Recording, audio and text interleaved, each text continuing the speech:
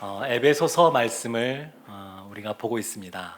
에베소서는 1장부터 6장까지 되어 있는데 그 1장부터 3장까지가 전반부고 4장부터 6장까지가 후반부로 구분해 볼 수가 있습니다. 전반부에는 좀 이론적인 거, 교리적인 내용들이 많이 들어가 있고 후반부에는 실천적인 부분들이 많이 들어가 있습니다. 지난주에 청소년 파트 수련회가 있었습니다. 하나 되어서 이기는 그러한 수련회가 되자 그런 주제를 가지고 수련회가 진행이 되었는데 제가 목요일 날 저녁에 갔다 왔습니다. 우리 다음 세 섬기시는 장로님 또 목사님과 함께 다녀왔는데 얼마나 예쁜지 모릅니다. 한 자리에 모여서 또 초등학교 갓 졸업한 아직 입학도 안 한 우리 새내기들도 있는데 저녁에 집회 시간이 한 서너 시간 이렇게 되었거든요. 그때도 참 큰 은혜가 있었습니다. 어제 돌아올 때 제가 만나보니까 학생들 또 섬기신 선생님들 목이 쉰 분들이 많았습니다. 제가 물어봤습니다. 금요일 날은 어쨌느냐? 그랬더니 목요일도 은혜가 있었지만 금요일은 더 큰 은혜를 경험했습니다. 이런 이야기를 듣고 참 감사했습니다. 그러니까 교회라고 하는 것은 하나 된 곳인데 예수 안에서 건물이 서로 연결되듯이 연결되어져서 함께 지어져 가는 성전, 그것이 바로 교회인데 그와 같은 것을 이미 실천하고 온 겁니다. 실천편에 나올 내용들을 이미 벌써 맛보고 경험하고 온 겁니다. 오늘 본문이 시작하는 에베소서 3장 1절 말씀은 이와 같이 우리가 하나님의 권속, 하나님의 가족이고 그리고 교회의 기초 되시는 예수 그리스도로 말미암아 함께 그 안에서 지어져 가는데 이러므로 라고 하면서 바울이 그 다음 이야기를 하고 있습니다. 1절 말씀 우리 함께 합독하겠습니다. 이러므로 그리스도 예수의 일로 너희 이방인을 위하여 갇힌 자 된 나 바울이 말하거니와. 아멘. 그리스도 예수의 일로 너희 이방인을 위하여 갇힌 자 된 나 바울. 깁니다만 짧게 말하면 바울이 지금 처해 있는 상황은 갇혀 있는 상황입니다. 로마의 감옥에 갇혀 있습니다. 죄수처럼 죄수로서 갇혀 있습니다. 그런데 갇혀 있는 이유가 뭐냐? 그 목적이 뭐냐? 왜 사도 바울이 여기에 갇혀 있느냐? 1절 말씀에 두 가지를 말하는데 첫 번째는 이방인을 위하여입니다. 이방인의 사도로서 이방인을 위하여 갇혀 있다, 이렇게 말하고 있고, 두 번째는 그리스도 예수의 일로 말미암아 내가 갇혀 있다, 예수님 때문에 갇혀 있다, 이렇게 말하고 있는 겁니다.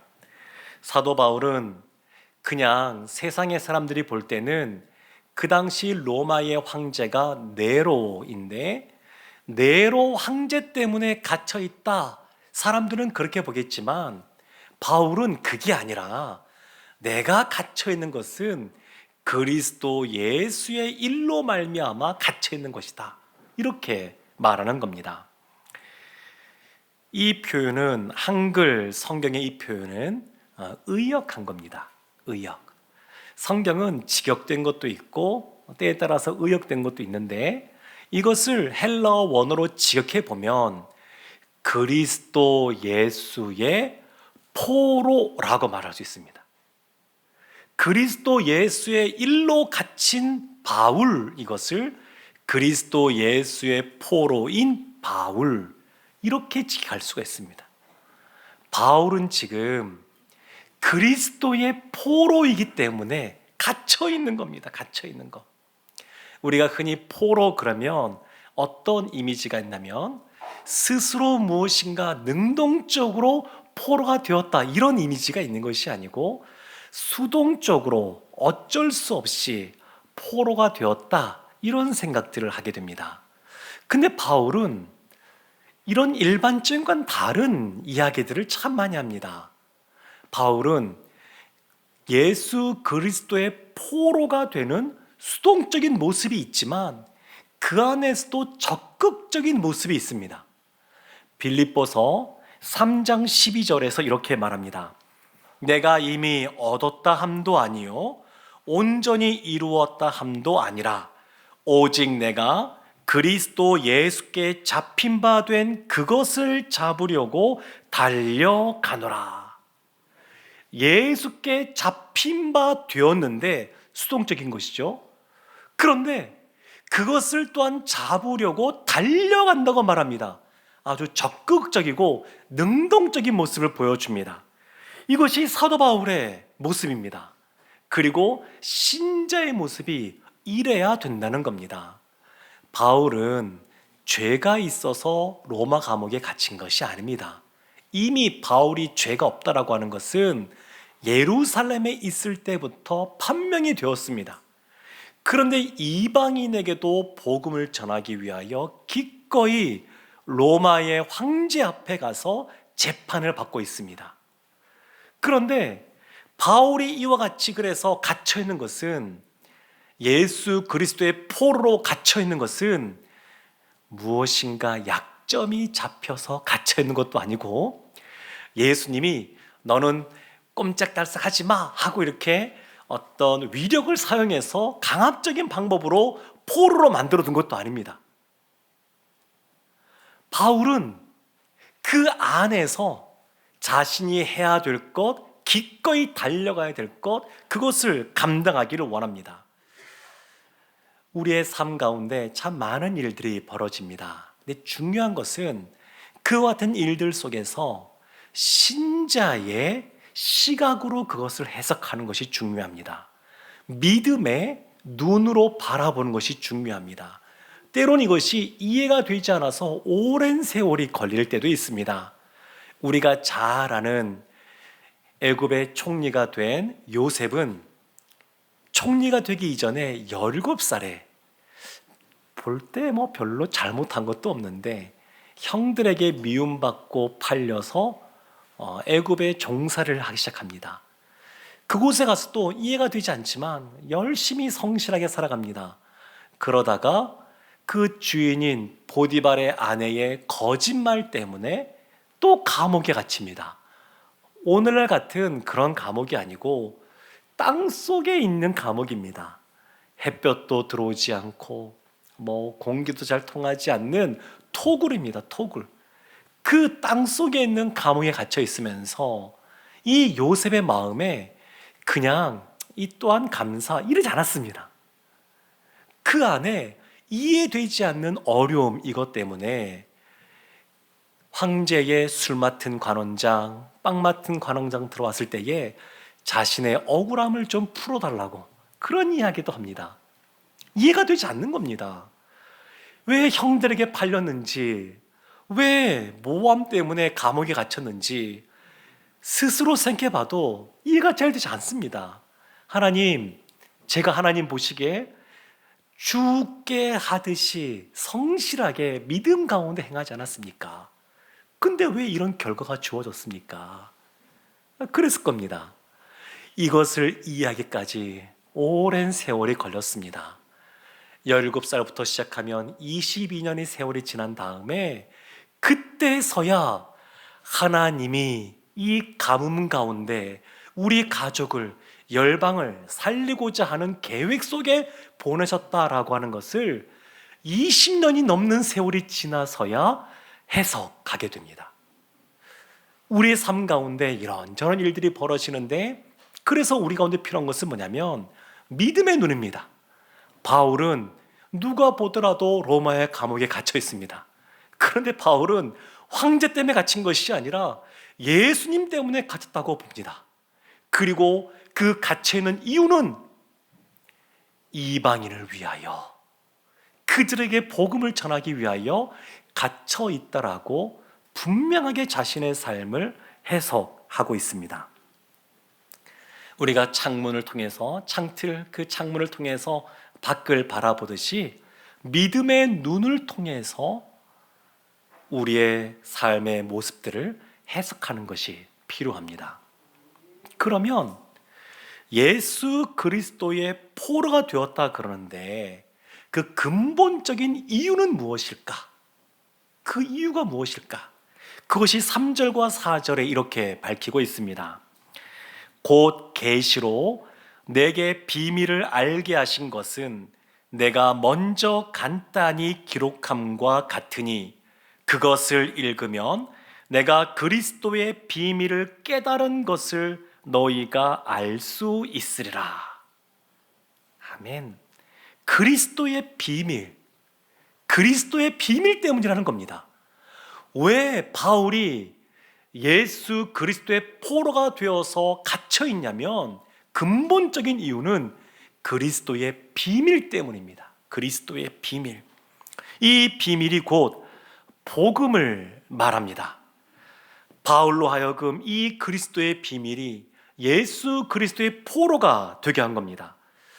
바울이 어떤 사람인가 그의 생애를 떠올려 보면 여러 가지 좋은 가문에서 또 로마의 시민권자로서 또 많은 것을 배운 사람으로 살았지만 예수 믿는 사람을 핍박하던 사람이었습니다. 교회를 박해하던 사람이었습니다. 먼 곳에 예수 믿는 사람이 있다 그래도 기세 등등해서 찾아가서 잡아오던 사람이 바울입니다. 그런데 이와 같은 바울을 하나님이 만나주시고 그 바울에게 이방인의 사도라고 하는 직분을 주셨습니다. 이것이 비밀입니다. 그리스도의 비밀, 그 복음의 비밀 안에서 바울이 사도가 된 겁니다. 사도가 된 겁니다. 사람은 비밀이 있습니다. 그런데 어렸을 때 아이들이 아직 학교도 들어가지 않고 그럴 때는 비밀이라고 말하면서도 엄마에게 말하고 친구에게 말하고 비밀인데 다 얘기하고 다닙니다. 비밀인데. 근데 그거는 그 어린아이 때 나타나는 특징입니다. 근데 사춘기가 되면 부모에게도 말하지 않는 비밀들이 생기기 시작합니다. 그러면 어른이 되면 어떨까요?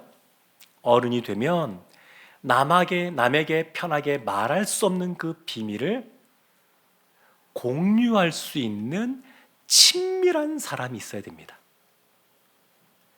남에게 막 말할 수는 없는데 그런데 그것이 자신 안에 어려움이 되고 힘듦이 될 때 그것을 공유할 수 있는 믿음의 동력자, 친구, 배우자가 있어야 됩니다. 이것이 성숙해져 가는 사람의 모습입니다. 에베소 3장 5절에서는 이것을 이렇게 말합니다. 이제 그의 거룩한 사도들과 선지자들에게 성령으로 나타내신 것 같이 다른 세대에서는 사람의 아들들에게 알리지 아니하셨으니 다른 세대에게는 알리지 않았다 이렇게 말합니다. 그리스도의 비밀을 다른 세대에게는 알리지 않았습니다. 이 다른 세대가 구약의 인물들이라고 말할 수 있습니다. 신약과 다르게 구약에서는 이 비밀이 그냥 흐릿하게 보이는 겁니다. 예수님이 오신 이후에 이 복음의 비밀이 아주 분명하게 보여지고 또 선포되어지고 있습니다. 구약과 다르게 신약에서는 이 비밀이 그래서 다른 사람이 알지 못하는 꽁꽁 숨겨두는 비밀이 아니라 이 놀라운 비밀을 알리는 그러한 비밀로 우리 가운데 다가왔습니다. 이방 그리스도인도 유대 그리스도인과 마찬가지로 동일한 시민권자가 되었습니다. 동일한 하나님의 가족이 되었습니다. 이전에 구약 시대에는 하나님이 구원의 길을 열어주셨는데 이스라엘 공동체를 통해서 구원을 얻게 하셨습니다. 그래서 누구라도 할례를 행하고 그리고 율법을 지키면 이스라엘 족속이 되어서 하나님의 백성으로 살아갈 수가 있었습니다. 이스라엘 공동체는 우리가 언뜻 생각하면 혈연 공동체라고 생각하지만 사실 혈연 공동체가 아니라 언약 공동체입니다. 그리고 구원 공동체입니다. 누구라도 할례 받고 그리고 율법 지키면 하나님의 백성이 되어 구원의 삶을 살 수 있습니다. 근데 우리가 아는 것처럼 이스라엘이 그 역할을 잘 감당하지 못했습니다. 그래서 예수 그리스도께서 오실 수밖에 없었습니다. 그 예수 그리스도 때문에 이제는 할례를 받지 않아도 율법을 지키지 않아도 오직 예수 그리스도를 믿는 믿음으로 천국 백성이 되었습니다. 이것이 그리스도의 비밀입니다. 그런데 이 비밀은 거룩한 사도들과 선지자들에게 성령으로 나타나신 것, 이렇게 말을 합니다. 이것은 계시로 알려졌다라고 말을 합니다.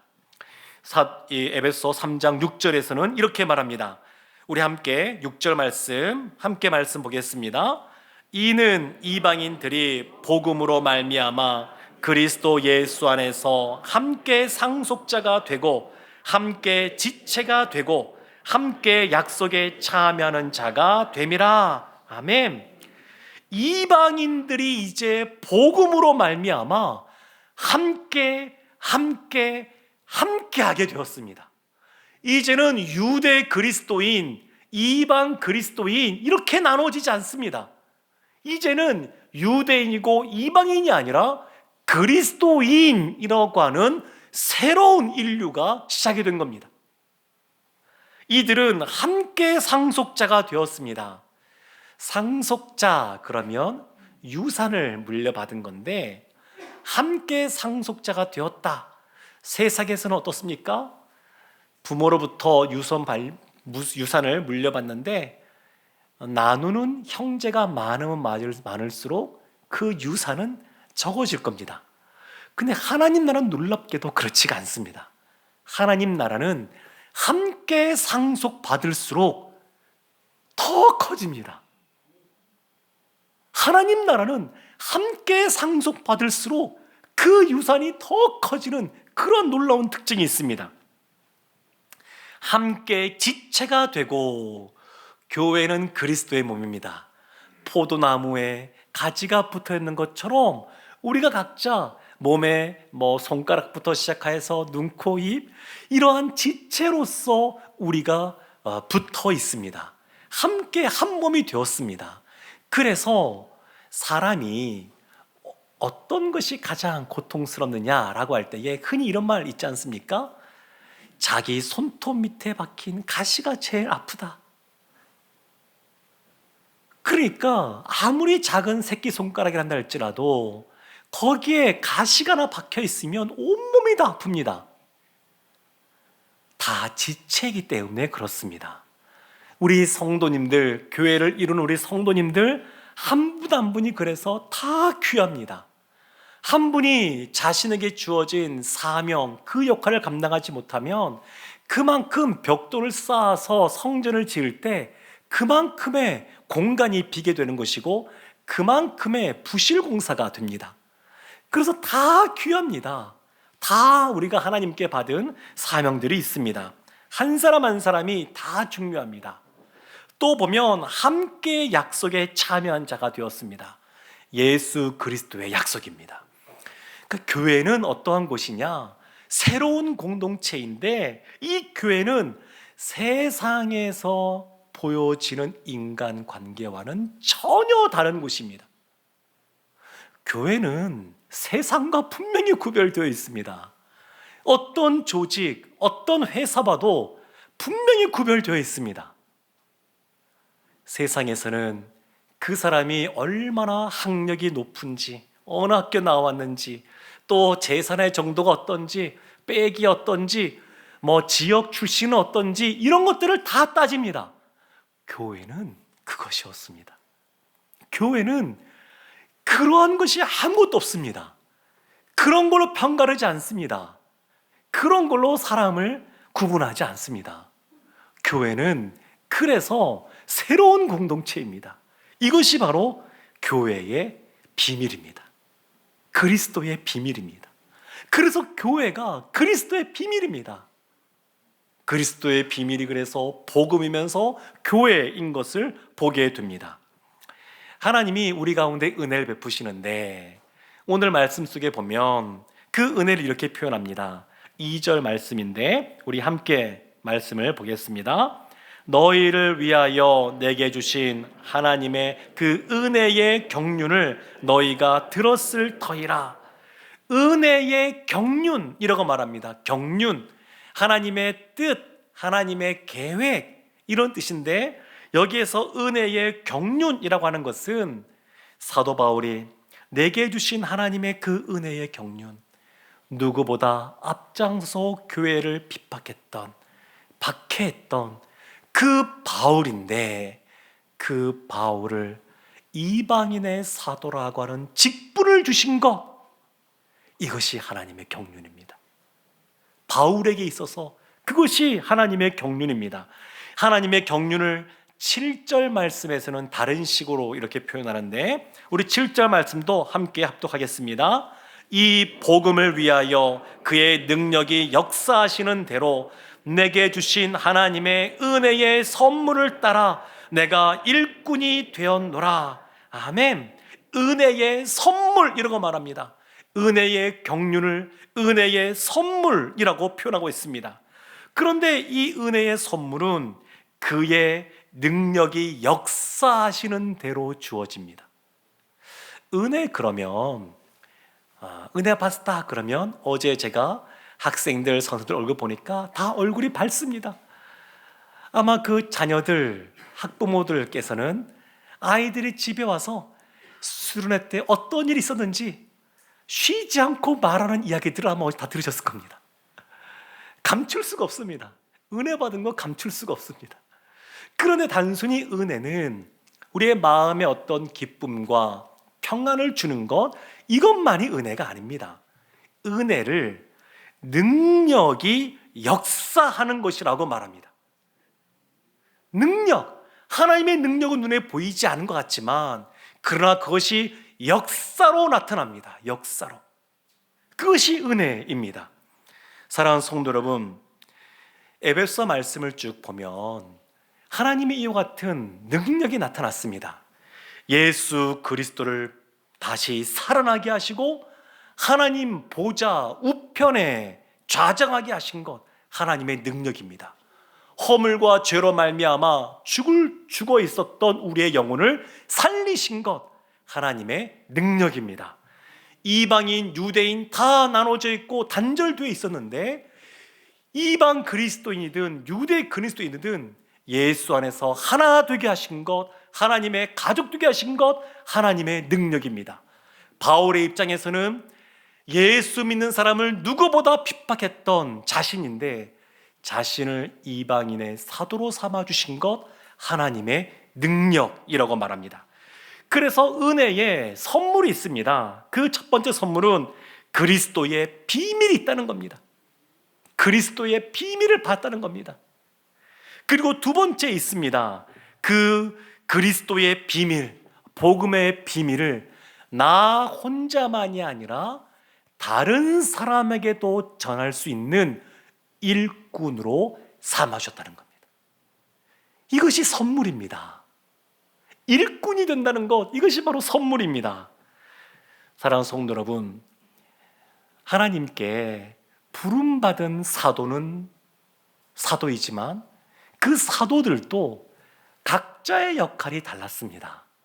예수님의 그 말씀을 전한다라고 하는 본질적인 사역에서는 동일했지만 예수님의 수제자인 베드로는 할례 받은 자들의 사도로서 부름받았고 사도 바울은 이방인들의 사도로 부름받았습니다.